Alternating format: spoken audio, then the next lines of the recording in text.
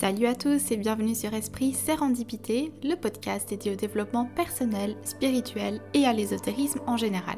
Aujourd'hui, on va se plonger dans le livre de Paulo Coelho, L'Alchimiste, conte philosophique au succès mondial qui a beaucoup à nous apprendre. Alors c'est parti pour ce 44e épisode.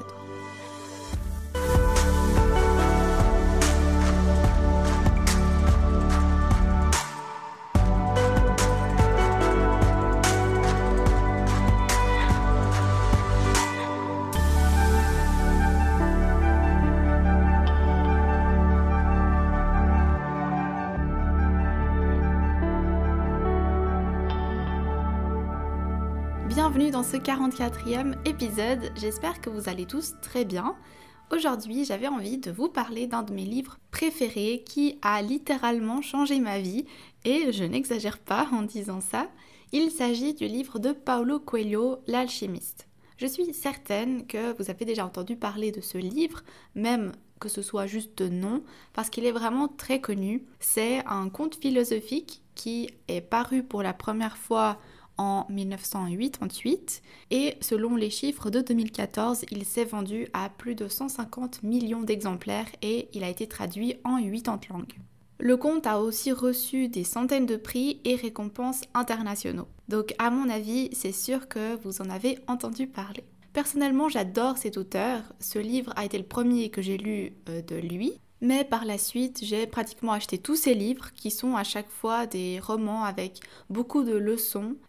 Donc c'est des livres à tendance philosophique qui abordent la spiritualité, l'ésotérisme. Son style est vraiment très simple et ça rend justement ces livres accessibles à beaucoup de monde. Du coup, pour ceux qui ne connaissent pas l'auteur Paulo Coelho, je vais vous parler un peu de lui, histoire d'avoir une idée de qui est l'auteur avant de se lancer dans l'alchimiste. Paulo Coelho, c'est un écrivain brésilien. Sauf erreur, il vit actuellement à Genève, à moins qu'il ait déménagé entre-temps, mais en tout cas, il a habité très très longtemps ici en Suisse. En tout cas, il a 73 ans à l'heure actuelle, et donc pour son histoire, très rapidement, quand il était jeune, il avait justement cette envie de devenir écrivain. Et il se rebella un peu contre ses parents qui attendaient qu'il ait un métier un peu plus sérieux, entre guillemets, comme ingénieur, qui était le métier de son père. Chose qu'il refusa, justement. Et là, il a un énorme coup dur qui arrive pour lui. Alors qu'il n'a que 17 ans, il se fait interner dans un hôpital psychiatrique par son père, d'où il s'est échappé 3 fois avant de pouvoir sortir officiellement. Il faut savoir que Paulo Coelho se base beaucoup sur sa vie pour écrire ses livres et de cette expérience, plusieurs années après, il a écrit le livre qui s'appelle « Véronica décide de mourir » qui s'inspire justement de ses années d'internement. Bon, il a bien essayé de se lancer dans des études de droit pour faire plaisir à ses parents, mais il les a abandonnés 1 an après. Puis viennent les années 60 qui amènent avec elles le mouvement hippie, mouvement auquel il a pris part à 100%, même dans les choses un peu plus excessives. Puis il voyage un peu à travers toute l'Amérique du Sud avant de rencontrer sa femme, qui est toujours sa femme actuelle d'ailleurs. Ensuite, il a de nouveau vécu des choses pas très cool parce qu'il a été emprisonné en 1974 en pleine période de dictature brésilienne parce qu'il aurait eu de mauvais comportements, il aurait même été torturé. De retour à la vie normale, on va dire, il s'engage en tant que journaliste dans le domaine de la musique, mais finalement, là non plus, il s'y retrouve pas et finit par abandonner tout ça. Paulo Coelho est alors en pleine crise existentielle et finalement se pose beaucoup de questions sur lui-même. Il va donc entamer le pèlerinage de Saint-Jacques de Compostelle. Pour ceux qui ne savent pas, le chemin de Saint-Jacques, c'est un itinéraire européen qu'on fait à pied et qui correspond au parcours du pèlerinage historique vers le tombeau de Saint-Jacques qui se trouve en Espagne. Et c'est d'ailleurs durant ce pèlerinage qu'il va trouver l'inspiration pour son livre qui s'appelle « Le pèlerin de Compostelle » qui est sorti 1 année avant l'alchimiste en 1987. Aujourd'hui, il vit une existence normale. Voilà, il a écrit, sauf erreur, 21 livres. Et pour tout vous dire, je crois que j'en ai acheté environ 13. Alors bon, je suis loin du compte encore, mais c'est pour vous dire à quel point j'aime ces livres. Donc voilà, un peu pour la présentation de l'auteur, pour que vous sachiez un peu qui c'est. Alors, L'Alchimiste, pourquoi on en a tellement parlé de ce livre et pourquoi je vous le conseille aussi ? Comme je le disais au départ, c'est un conte philosophique et durant toute l'histoire, on va suivre un personnage principal, un berger qui s'appelle Santiago. Je vais le résumer dans les grandes lignes ici, comme ça vous comprendrez bien de quoi ça parle. Santiago est originaire d'Andalousie, en Espagne, et quand il était jeune, ses parents voulaient qu'il devienne prêtre, chose qu'il a refusé de devenir parce que son rêve, c'était de parcourir le monde et de voyager. Il rêve d'aventure et au fond de son petit village, il se sent un peu enfermé, donc il annonce à ses parents qu'il veut partir voyager. Son père finalement réagit plutôt bien. Il lui donne 3 vieilles pièces d'or espagnoles qui vont lui permettre d'acheter un troupeau de moutons qu'il pourra ensuite faire tondre et vendre la laine. Alors il adore sa vie de berger, il voyage avec son troupeau, il découvre des villages, de nouvelles personnes, il dort à la belle étoile, il connaît ses moutons par cœur et il leur a même donné un nom à chacun. Vraiment, il adore cette vie.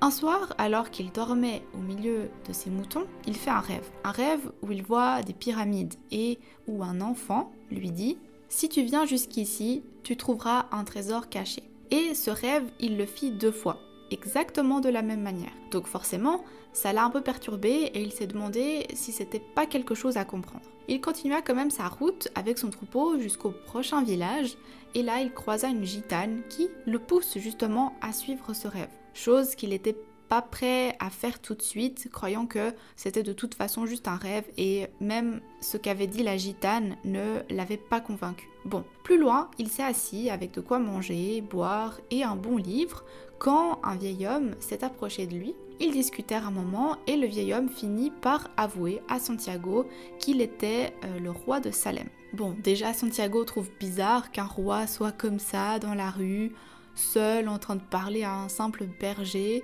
et il n'était pas très habillé comme un roi, donc ça lui a quand même paru un peu étrange. Mais pourtant, quand ce vieil homme s'abaissa pour attraper une brindille au sol, il vit quelque chose étinceler à cause du soleil sur sa poitrine et Santiago put apercevoir de nombreux cristaux incrustés sur une tenue sous le manteau du roi. Et là, il a compris qu'il disait effectivement vrai. Et c'est aussi lors de cette rencontre justement que ce fameux roi va lui donner les clés qui vont créer en lui l'étincelle pour partir faire son voyage. On en reparlera dans un petit moment. Après avoir rencontré et parlé avec ce roi, Santiago va vendre ses moutons avant de prendre un billet pour le bateau qui le fera arriver à Tanger. Malheureusement là-bas, il va se faire voler tout l'argent qu'il avait gagné avec la vente de ses moutons et il va se retrouver très vite sans rien. Et un peu par hasard, mais je rappelle, rien n'est vraiment du hasard, et d'ailleurs ce livre le dit très bien, il va trouver un marchand d'objets en cristal dont la boutique ne fonctionne pas très bien. Et Santiago arrive et il se propose de nettoyer les objets en cristal au marchand et de l'aider à la vente de ces objets en échange qu'il lui paye à manger. Et finalement, c'est comme ça qu'il va y rester quelques mois et gagner de l'argent pour pouvoir poursuivre sa route. Et c'est dans cette deuxième étape qu'il va entreprendre la traversée du désert à l'aide d'un chamelier qui était auparavant un fermier avec une vie plutôt calme et paisible, mais qui a malheureusement perdu toutes ses cultures à cause d'une crue du Nil qui a dévasté toute son exploitation et qui l'a fait se remettre en question. Là aussi, il va apprendre plein de choses de lui. Il fait également la connaissance d'un Anglais qui est à la recherche d'un alchimiste et qui passe sa vie à apprendre cette discipline qui est l'alchimie dans les livres sans jamais arriver à en saisir le sens parce qu'il manque d'expérience.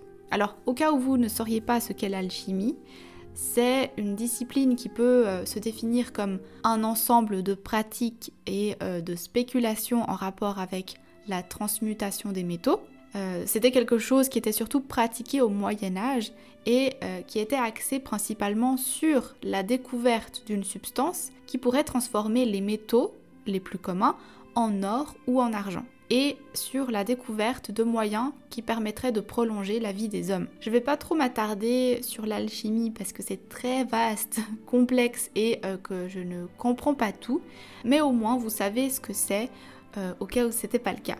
Donc vous avez compris, tout au long de son voyage, le jeune berger va rencontrer tout plein de monde et toutes ces personnes auront plein de leçons à lui apprendre et c'est autour de ça que tourne le livre justement. Santiago finira par rencontrer l'amour aussi, une femme du désert du nom de Fatima, et il rencontrera enfin, à la toute fin du récit, le fameux alchimiste qui donne le nom au livre. Mais je veux pas vous donner la fin de l'histoire parce que je vous conseille réellement de lire ce livre qui a tellement à nous apprendre. Maintenant que vous avez un petit peu le contexte, je vais vous résumer les différentes leçons que Santiago va apprendre le long de son voyage. La première clé que Santiago va apprendre, qui est expliquée notamment par le fameux roi de Salem, c'est le langage du monde ou le langage universel, qui dit que tout est une seule et unique chose. Cette phrase, elle va revenir à plusieurs reprises dans le livre et c'est vraiment pour être bien comprise et développée, mais en résumé,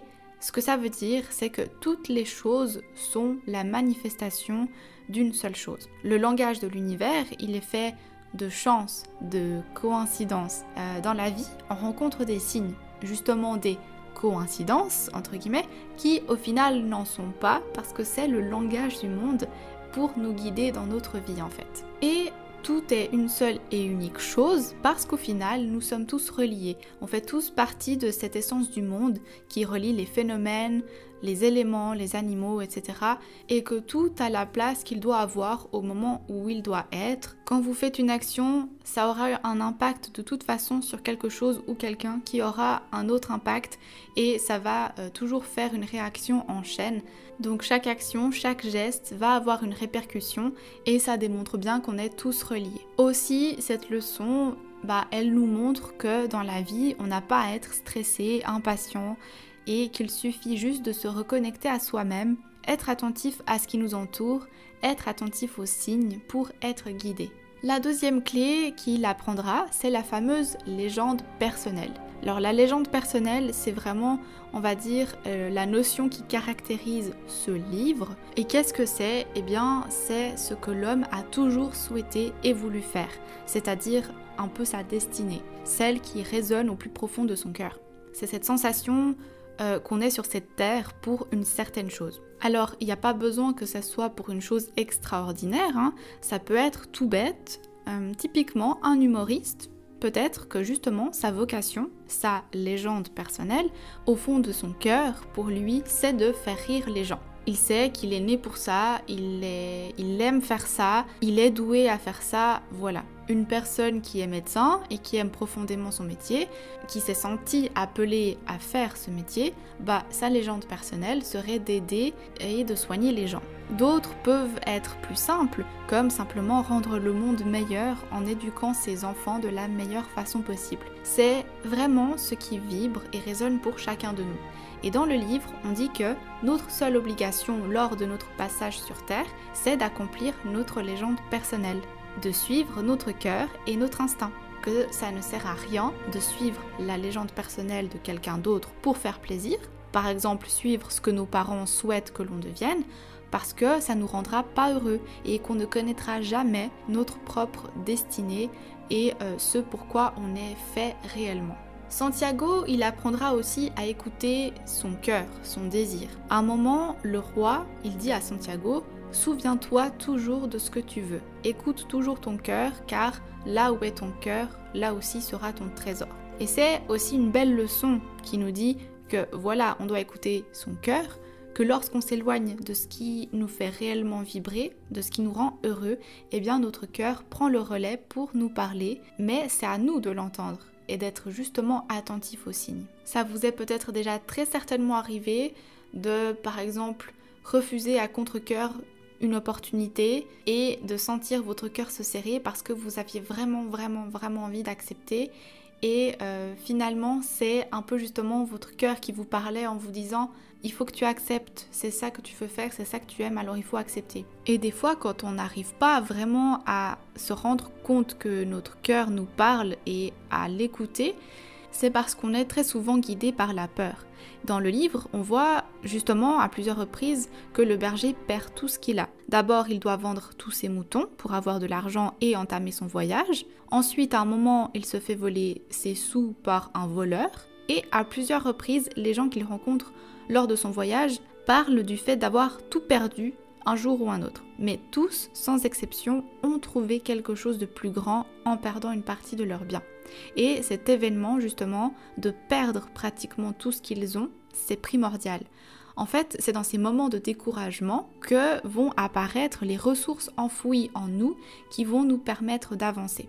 Quand on n'a plus rien à perdre, on n'a plus peur de prendre certains risques. Parce que la peur de perdre quelque chose, c'est ce qui empêche beaucoup de personnes d'accomplir leur légende personnelle, leurs rêves. L'autre leçon qu'il apprendra, c'est le principe favorable. Le principe favorable, c'est un peu comme quand vous jouez à un jeu la première fois que vous gagnez et qu'on vous dit « Ah, ça c'est la chance du débutant ». C'est exactement ça le principe favorable. La chance est très souvent de notre côté au tout départ parce qu'une quête commence toujours de manière facile et se termine de manière très difficile par l'épreuve du conquérant, on va dire, parce que lorsqu'on change, lorsqu'on évolue, tout autour de nous change aussi, comme pour dire que lorsqu'on cherche à devenir meilleur, tout devient meilleur aussi autour de nous et donc que les épreuves sont parfois plus difficiles. Il y a aussi un thème qui concerne le véritable amour.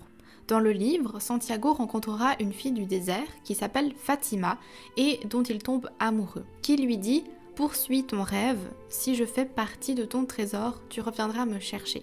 Et le berger comprendra du coup ce qu'est l'amour sans possession. C'est-à-dire que la personne qui nous aime vraiment ne nous empêchera jamais de réaliser ce que l'on veut dans la vie. Elle nous laissera partir, faire notre bout de chemin, vivre ce que l'on a à vivre et si la vie rassemble à nouveau ces personnes, c'est très certainement pour une raison. L'amour ne doit pas empêcher une personne de réaliser ses rêves, sinon c'est parce que ce n'est pas la bonne personne. Donc quand la femme du désert lui dit « Écoute, pars voyager, va faire tes découvertes, va faire tes expériences », elle a la foi que s'ils sont faits pour être ensemble, la vie les réunira à nouveau. Donc ça c'est vraiment une forme d'amour sans possession et c'est ce que Santiago apprendra. Donc, vous l'aurez compris, tout au long de ce voyage, on accompagnera Santiago dans ce livre qui est vraiment rempli de sagesse et qui nous inspire beaucoup. On le verra évoluer en apprenant de précieux enseignements de la vie. Tous les personnages ont un enseignement à nous apprendre. Que ce soit Santiago qui abandonne son destin que lui avaient préparé ses parents en tant que prêtre, qui part devenir berger, puis vend ses moutons pour partir à la recherche d'un soi-disant trésor. Le roi qui incarne au final cette voix qu'on entend tous à un moment ou un autre dans notre vie et qui nous pousse à suivre un chemin particulier. Le marchand de cristaux, l'anglais, Fatima et bien sûr l'alchimiste. Et je conclurai sur le fait que, au final, on est tous un peu des alchimistes. Même si on ne parle pas de transformer du métal en or, c'est une métaphore pour expliquer notre passage sur Terre, notre évolution, notre voyage vers ce que notre cœur nous dit, notre légende personnelle. Et on comprend que le voyage compte peut-être bien plus que la destination, parce qu'il fait de nous ce que nous sommes. Voilà, c'est tout pour cet épisode, j'espère qu'il vous aura plu. Si vous êtes intéressé à lire ce livre, que je vous conseille vraiment beaucoup, vous pouvez très certainement le trouver dans toutes les librairies. À mon avis, elles l'ont toutes. Et si vous êtes plutôt livre audio, sachez que sur YouTube, vous trouvez très facilement le livre audio justement. Je vais vous mettre en barre de description le lien. Donc voilà, si vous voulez pas l'acheter ou le lire, sachez que vous pouvez l'écouter. Et moi, l'ayant lu et écouté aussi, je peux vous dire que c'est très bien fait, avec des sons, une belle voix. Vraiment, je vous conseille aussi. Sinon, vous retrouverez tous les épisodes d'Esprit Sérendipité sur toutes les plateformes de podcast, mais aussi sur YouTube et Spotify. N'hésitez pas à aller suivre la page Instagram parce que j'y partage des citations, des extraits d'épisodes, mais aussi des suggestions de lecture. Avant de partir, n'hésitez pas à laisser un petit like ou à vous abonner si ce n'est pas déjà fait. Et sinon, on se retrouve la semaine prochaine pour un nouvel épisode. D'ici là, prenez soin de vous et à bientôt.